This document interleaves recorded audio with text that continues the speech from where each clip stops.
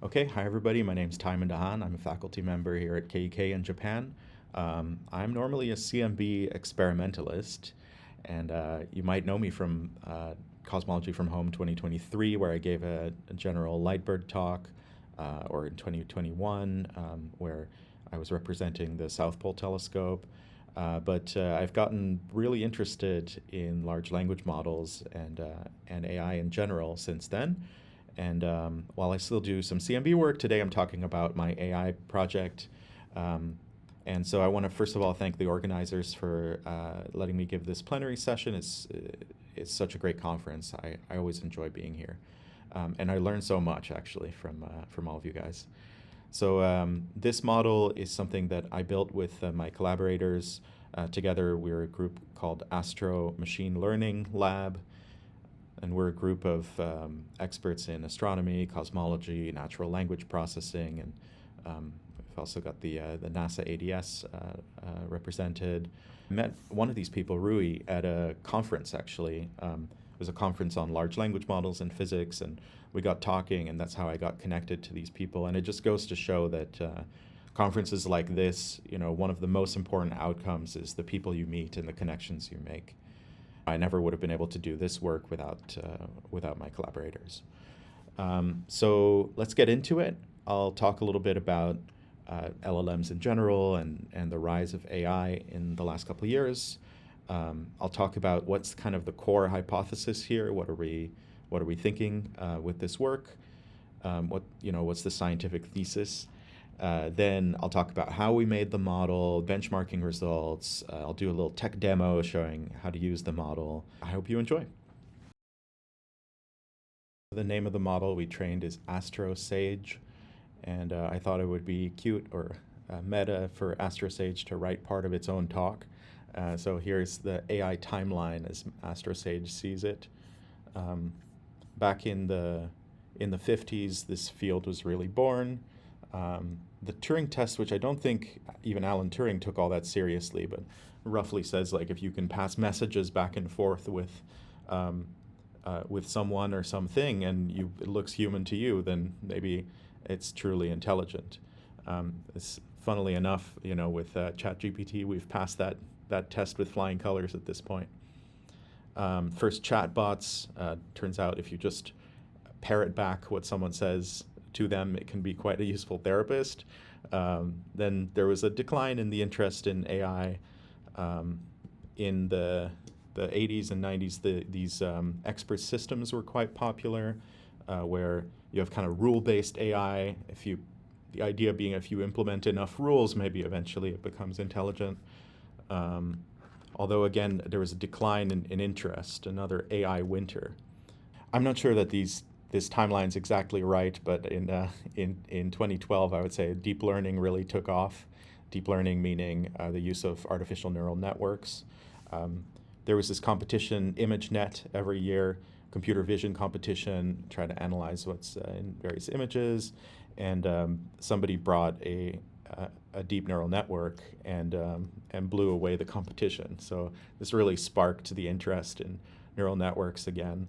And I would say a real milestone for me in the timeline was AlphaGo, which way ahead of its time beat the game of Go, or at least beat the top human at the game of Go. And really here's where we saw a real classic example of AI creativity. This move 37 in the second game, AlphaGo versus Lisa Doll, where AlphaGo made a move that humans wouldn't have really considered. I'm not so familiar with Go, but I do play chess, and I'm familiar with some of the sort of revolutionary new ways of thinking brought about by modern AI. For me, it begs the question, can we create such a revolutionary change in our way of thinking when it comes to cosmology? 2017 was a paper that's maybe a little overhyped, but quite an important paper that set the transformer neural network architecture as we still roughly use it today. In 2022, ChatGPT launched. This was really a turning point for non-AI people, for the general public, where the advent of large language models, which were around, became quite well known among the the wider world. 2023, I think, is important, where Llama 1 was released by Meta. And this is the first time that a large-scale pre-trained model, the actual model parameters were in the hands of people like me, who could then fine-tune and play with those models. I would say a big milestone last year was the increase in context windows, so the maximum length of conversation you can have with an AI if you like. Gemini demonstrated up to 10 million token context, which is, you can now put a whole bunch of PDFs into the context window and the AI can talk about them. Yeah, I don't know if this is quite humble enough, but AstroSage put itself here in 2025 as another big AI milestone. So one of the things we set out to do with AstroSage was to make a useful model. You can ask it questions, you can sort of talk to it, brainstorm, you know, if you kind of know what the answer should be, like work your way through the logic of it with AstroSage. Maybe it can do some programming tasks for you. It can be an educational tool, etc. But we also sought out to answer a specific ML question. So consider these two axes of different LLMs, one being the vertical one being the resource utilization. I just write compute here, but you could consider the amount of data used or the number of dollars expended. And consider on the horizontal axis how narrowly focused the model is. So up here might be GPT-4o, let's say.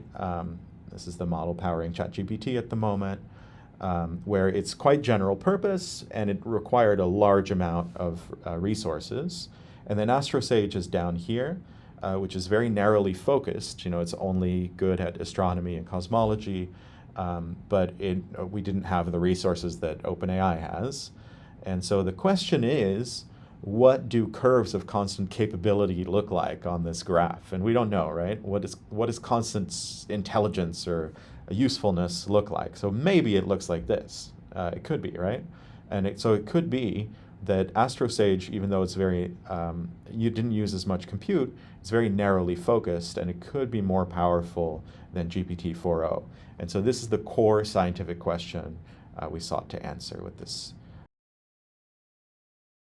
Okay, so here's how this model training works. We start with a publicly available model. This is a pre-trained model that is meant for general purpose tasks made by Meta or Facebook.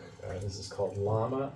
So we take the Llama 3.1, which is their version, 70 billion parameter model. Then we perform a procedure called CPT, or continued pre-training.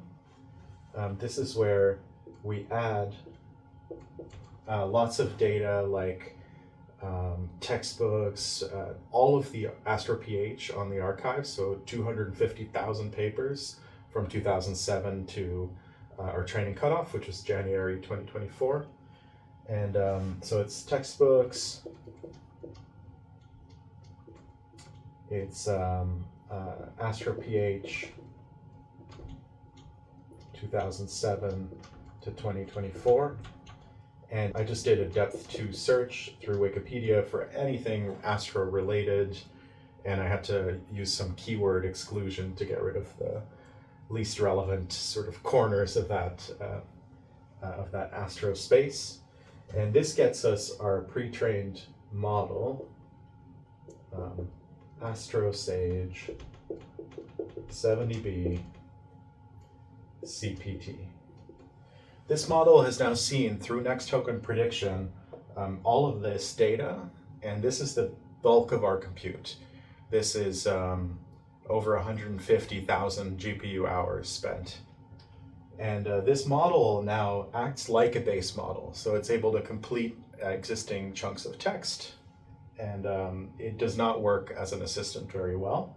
So we then apply supervised fine-tuning, SFT, with a custom blend of data sets, ones that we created, also ones that are publicly available. And this supervised fine-tuning step then gets us an assistant model.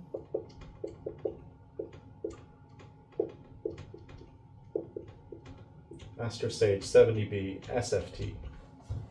And this assistant model is now capable of a conversation. So if you ask it a question, it responds with an answer. If you give it certain instructions, for example, to speak to you in a certain way, to not do something, to talk in a particular style, or if you long answers, short answers, whatever you want, it's now capable of following those instructions. This model now has some weaknesses because of the imperfection of our SFT data set. It just doesn't cover all of the cases that you might, it doesn't have to cover all the cases, but it doesn't cover certain classes of cases that you might encounter while interacting with it. And so we do another step here, and this is model merging. So here we take the bulk of this SFT model, 70%, and we add in some other models.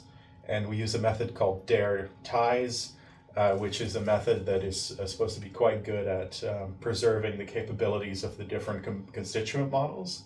So we don't think we lose a lot in this step. And then this merging takes the general purpose abilities of the other ingredients that we merge with and adds them to our supervised fine-tune model, creating the final AstroSage 7dB model. So let's talk a little bit about training dynamics.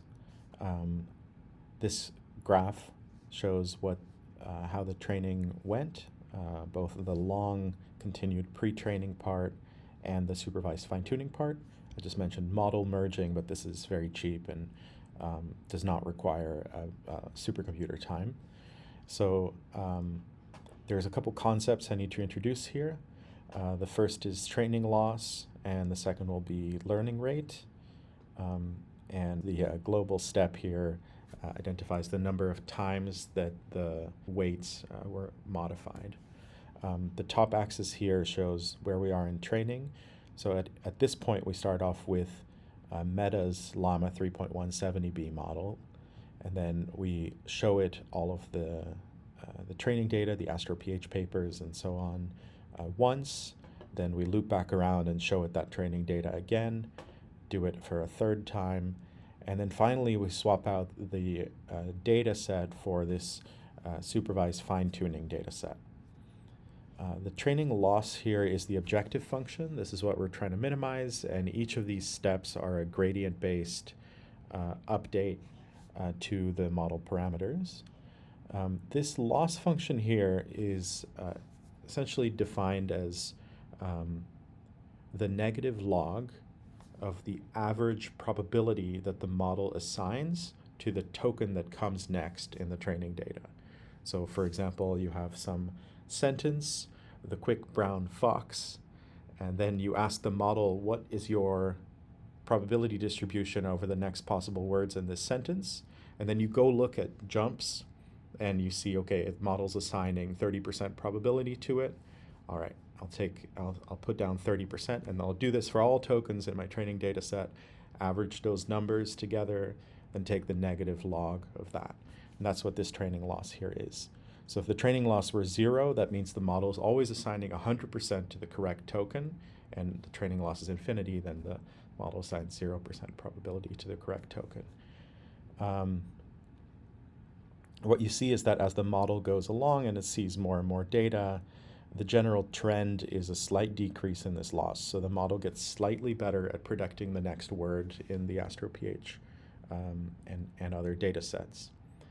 And what you might think is if the model is doing a really great job at memorizing everything, then as soon as you show it data that it's already seen here at the epoch boundary, you should see a discontinuity. And this is possible when, if you're learning very fast at high learning rate, I'll go into that in a second, then you do get these discontinuities. So we keep the learning rate quite low here. We keep it at the same value as Meta trained their original Llama model.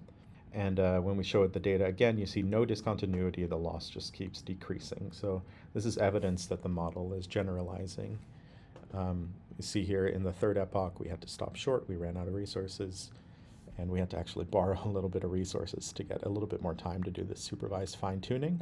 The supervised fine-tuning starts off slightly higher in loss, but then quickly decreases and comes down to quite a low value. So it turns out that the supervised fine-tuning data set has somewhat lower entropy, is somewhat more predictable. So the model can learn quite quickly to get lower loss there. At the bottom here is the learning rate. So for those not familiar with this concept of learning rate, it's quite an elementary concept in machine learning. If you think about the sort of second order Newton's method for minimization, right? So this is saying, like, let's assume that locally the loss function is quadratic. So then we'll take the first order moment, which is the gradient, and then the second moment, which is the curvature, and we'll say, given a quadratic, where's the minimum of this function? And then you step there. Then that's the second order Newton's method for minimization, and then there's the damped version of that, where instead of taking a step all the way from where you are to where you think the minimum is, you jump some fraction of the way there, and then you recompute the loss and its first and second moments.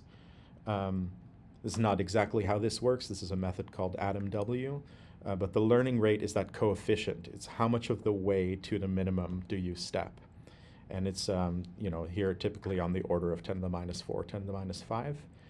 And there's quite an art behind scheduling that learning rate over the course of training.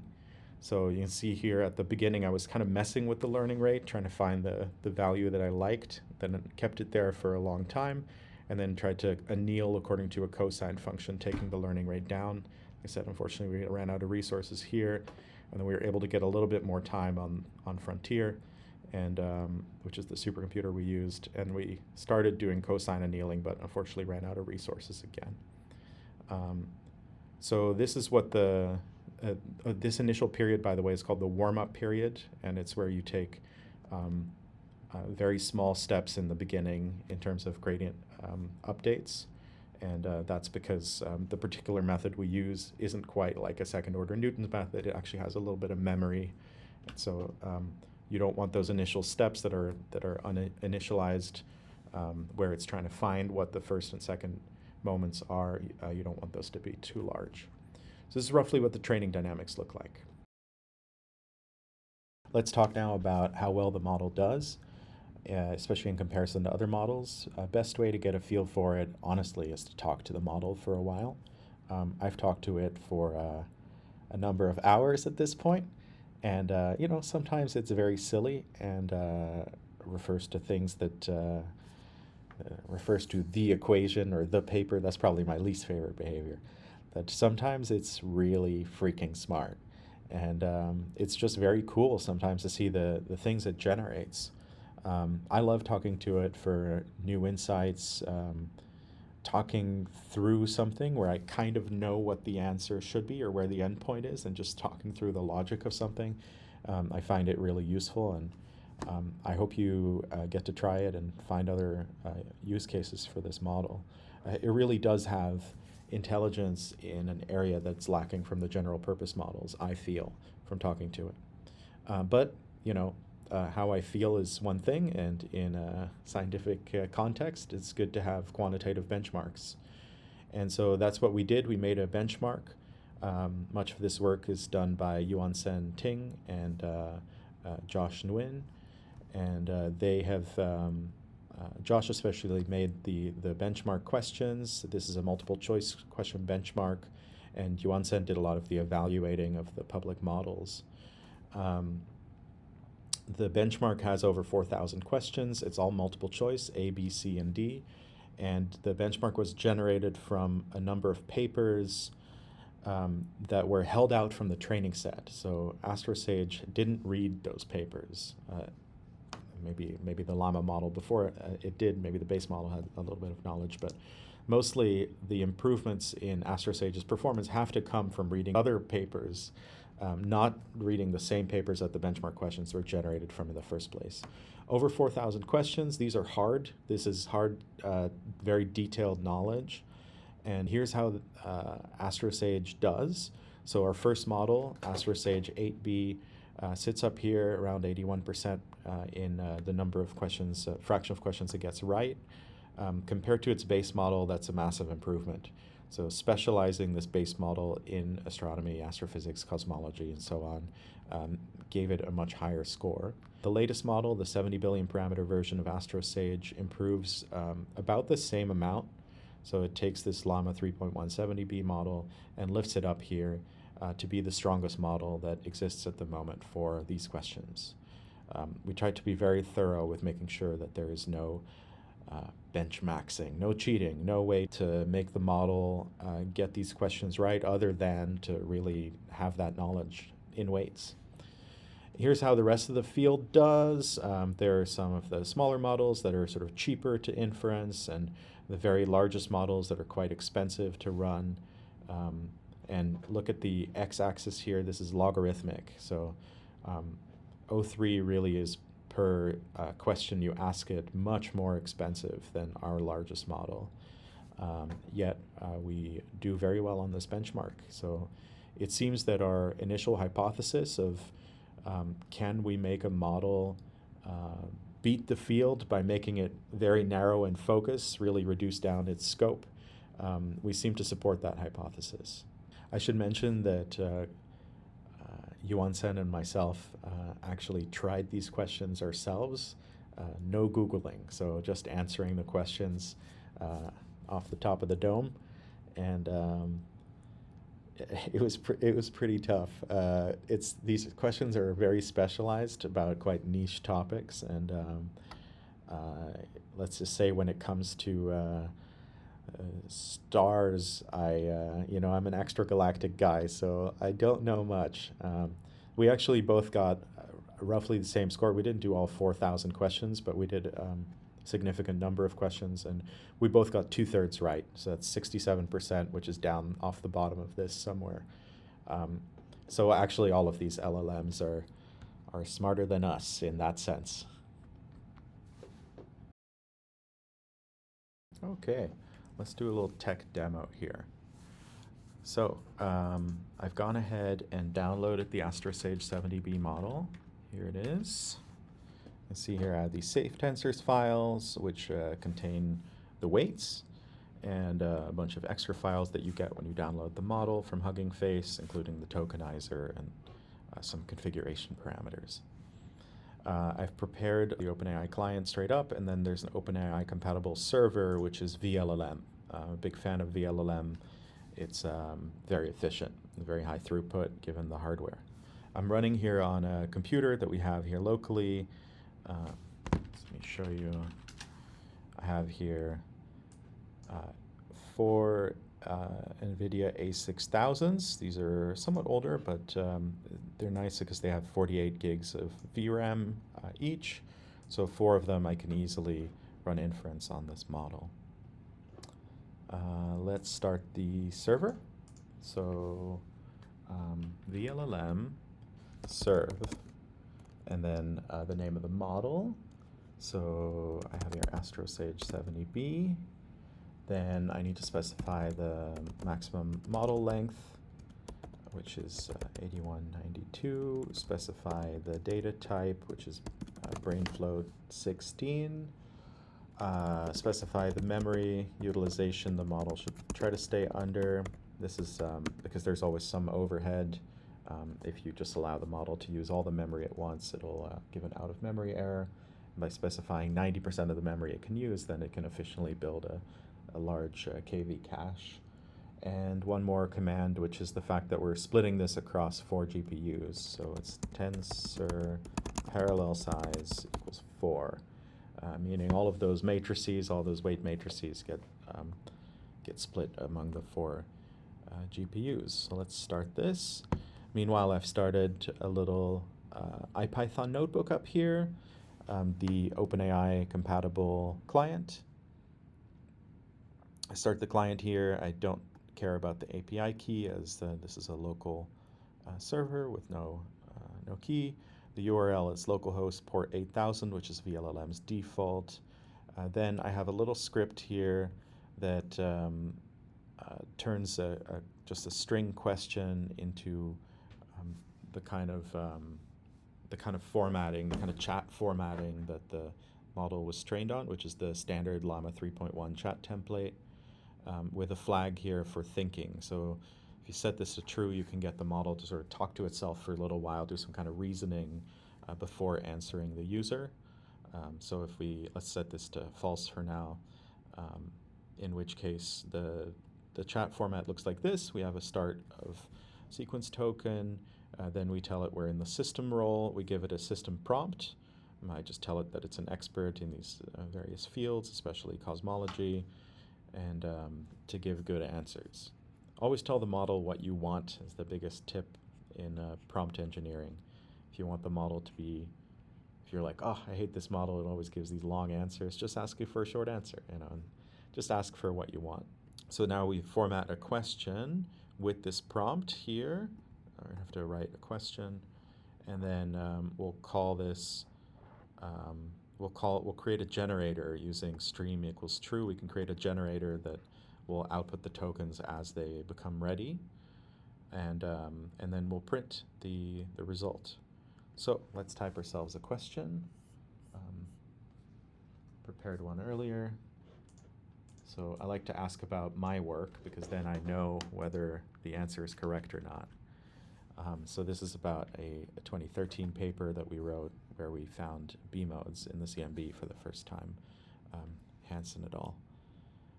2012 in the arXiv, 2013 in the journal.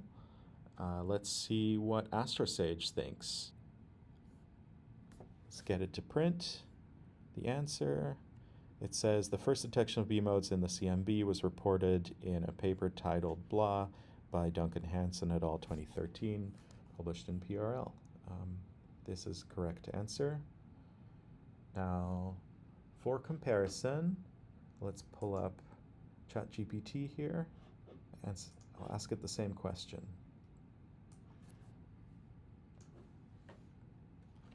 Copy, paste, see what it says.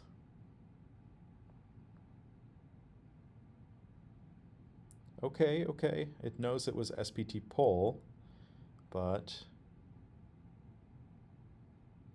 then it talks about Kiesler et al. In 2015, which is after the BICEP 2 result. So that's not the first detection. Before that, earlier milestone. So BICEP 2 showed B modes first, but somehow 2015 is first. This answer makes no sense.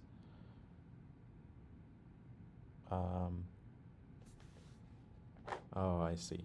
It's discounting the BICEP 2 paper. Well, I would say in this case, ChatGPT gives a clearly worse answer on this question. So let's try a different question. This one, again, is about something that I like to talk about in talks, which is selection biases. The measured SZ mass estimates of galaxy clusters is quite often higher than their later determined masses. What selection bias is this due to? This is a common misunderstanding. A lot of people refer to this as Malmquist bias. So let's see if we can get AstroSage or ChatGPT to fall for the incorrect terminology. We'll print this. This thing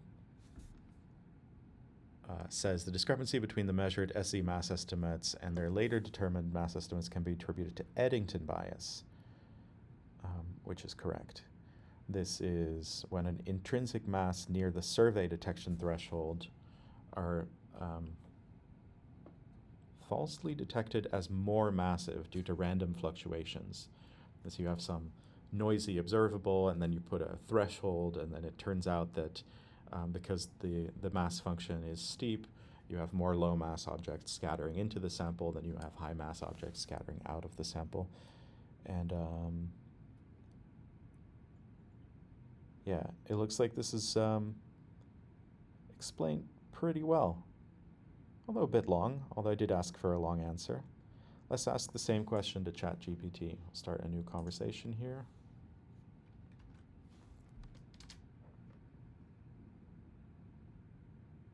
Oh, the Malmquist bias.